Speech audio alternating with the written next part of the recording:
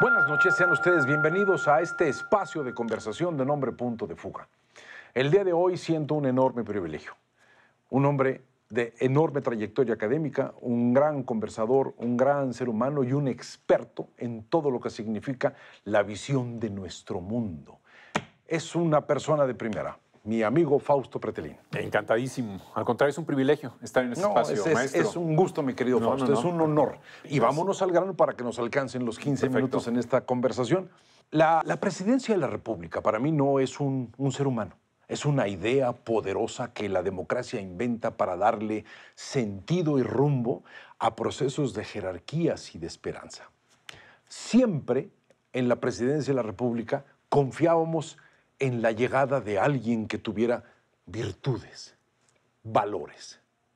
Estamos ante muy pocos días de la elección más importante, creo que del universo. Todo el mundo se vuelca a ver esa elección. Y es interesante. Hemos dejado de ver las virtudes de los candidatos para empezar a ver una colección de defectos. ¿En qué momento la presidencia de la República en los Estados Unidos de Norteamérica se depauperó para provocar eso en su ciudadanía, mi querido? En el momento de que la política se convierte en un espectáculo, en el momento en que el presidente actual convierte estas elecciones en un plebiscito, sí o no por él, en el momento en que los partidos políticos, tanto el demócrata como el republicano, están sumergidos en una crisis profunda, están atrapados en una crisis y no logran salir de ella. Se les atraviesa esta elección y va a continuar la crisis. Es decir, la crisis de los partidos, no solamente Estados Unidos, ¿sí? Yo creo que sí es una crisis internacional, una crisis global de una ola de populismos, una ola de ideologías que tratan de hipnotizar a la sociedad, que quiere fórmulas rápidas por la enorme crisis económica que viene arrastrando el país, el mundo, y la crisis de la pandemia, que también es otro elemento que también juega en estas elecciones. Aunque la crisis económica venía desde mucho tiempo antes de la pandemia, estaba anunciando. La economía ha venido a sustituir a la política, a la filosofía, ha agarrado verdaderamente un peso en los seres humanos que no entendíamos. Ahora, una pregunta. Churchill decía que las lenguas inglesas están fatigadas. Cuando había carencias de liderazgo político y había problemas en Inglaterra y en los Estados Unidos. Esta fatiga de las lenguas inglesas es muy clara. ¿Qué tiene Trump de republicano y qué tiene Biden de demócrata, maestro? ¿Qué los hace diferentes?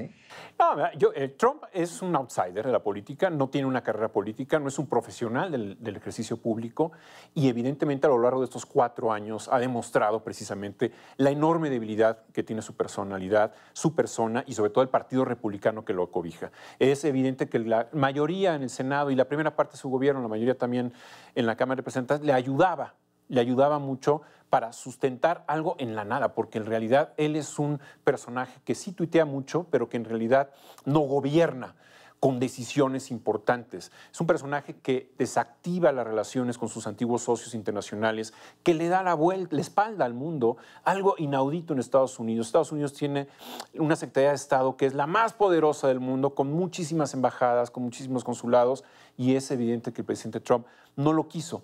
No tiene nada de republicano, es un personaje de la telerrealidad, es un personaje que vive de emociones porque conoce muy bien a la gente, que quiere consumir emociones. O sea, a los republicanos se les coló un ser humano. Se les coló por la enorme crisis que tenían, que venían atravesando. Él eclipsó esta crisis, le da la victoria al Partido Republicano y evidentemente generan 4 años de un silencio totalmente acrítico de los republicanos. Muy pocos son los que de alguna manera han cuestionado sus políticas, pero lo que sí llama mucho la atención, que él supo leer la rabia de la sociedad estadounidense en contra de las élites políticas y, como decía en algún momento en el Financial Times hace unas 2 o 3 semanas, la gente enojada no come estadísticas. Maestro, la gente eso es una gran idea, eso es una gran idea. Y sí, él leyó muy bien esa situación, ¿no? Y si los republicanos de alguna manera manejan esta crisis de que, vamos, así lo llamo yo, se les metió un intruso, alguien que no esperaban que tuviera este tipo de comportamiento porque se reconocía a alguien inestable por su manera de manejarse, biográficamente, la biografía te vuelve previsible. Tú sabes lo que va a ser una persona habiendo estudiado de dónde viene, cómo piensa, qué ha desarrollado.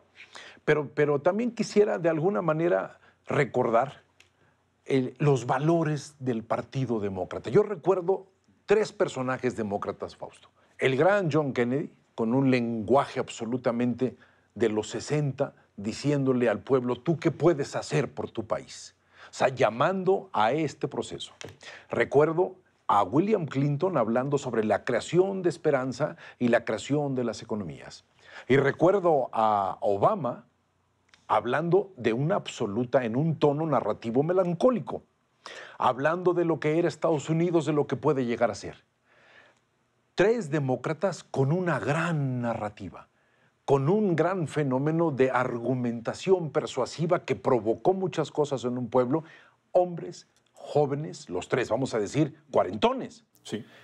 ¿Qué le pasa al Partido Demócrata cuando de repente nos empatamos en un muchachón de 77 años con una narrativa seca, elemental, pareciera torpe, ¿sí?, enfrentado a otro señor que yo no puedo decir que sean viejos, es una chochez mental, que son 2 cosas completamente diferentes. ¿Qué le pasó? Al Partido Demócrata lo que le ha sucedido en los últimos 4 años es que ha perdido una agenda visionaria, una agenda hacia futuro, y demográficamente ha castigado a los jóvenes. Es decir, hay congresistas muy jóvenes, como Alexandria Ocasio-Cortez, por ejemplo, que tiene una propuesta del New Green Deal, que es algo, ¿no?, que decía Franklin Roosevelt, que propone el New Deal después de la crisis del 29, que revoluciona al Partido Demócrata, revoluciona en todos los sentidos, no solamente en la parte económica, sino también social. Es decir, el Partido Demócrata en el siglo antepasado era racista totalmente y esclavista.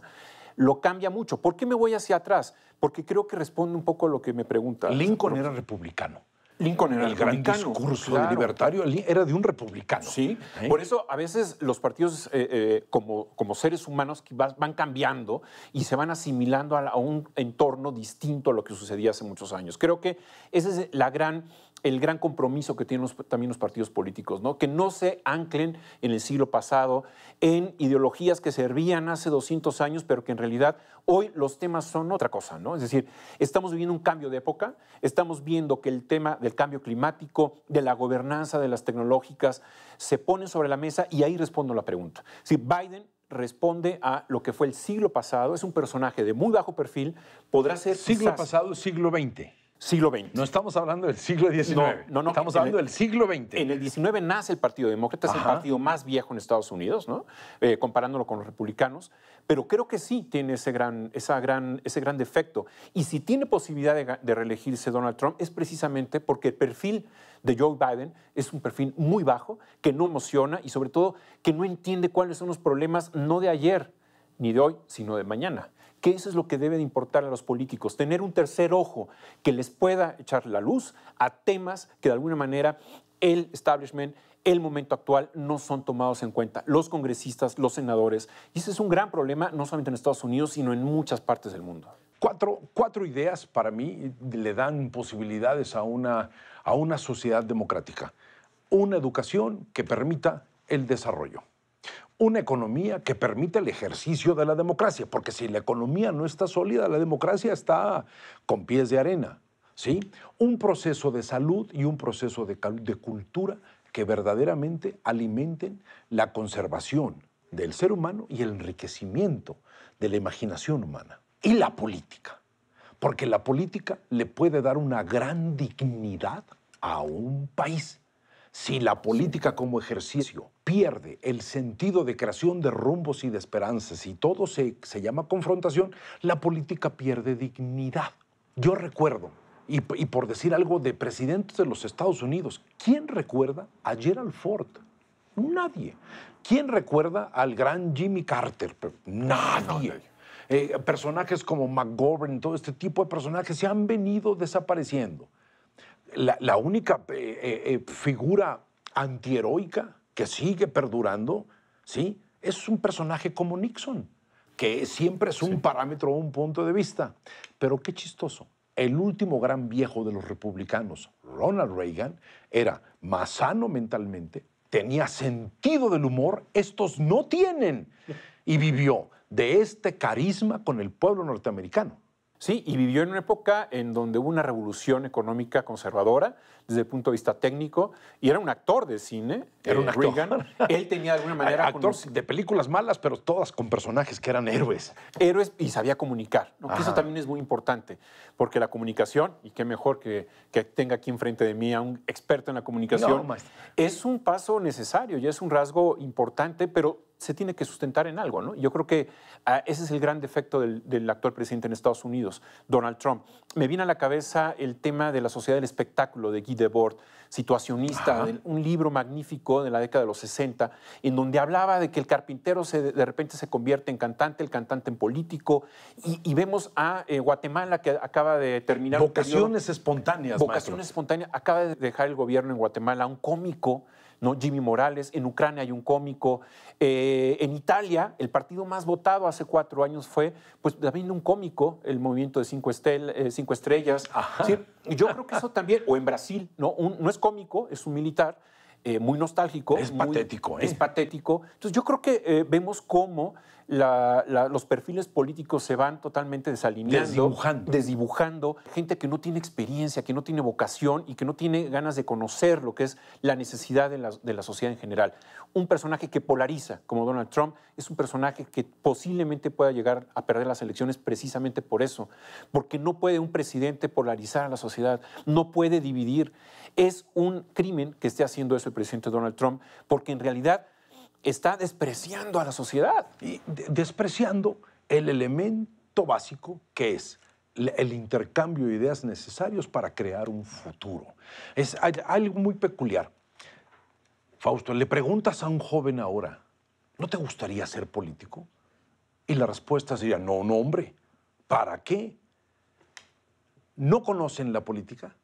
Porque la política no se ha dejado conocer, se ha descompuesto, es una masa, ¿sí? Le tienen desconfianza, el político se ha desprestigiado, pero sobre todo lo más importante, intensidad sin ideas es simplemente basura que no puede ser colocada ni en ningún depósito de conocimiento.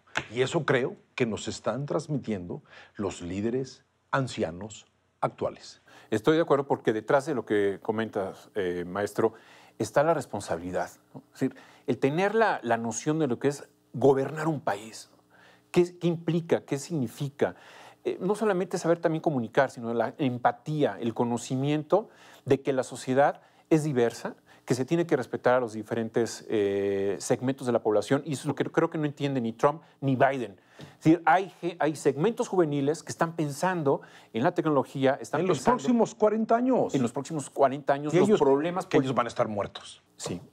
A no ser que vivan 100 y tantos años. ¿Quién habla de la robotización? ¿Quién habla de este proceso de uberización del trabajo?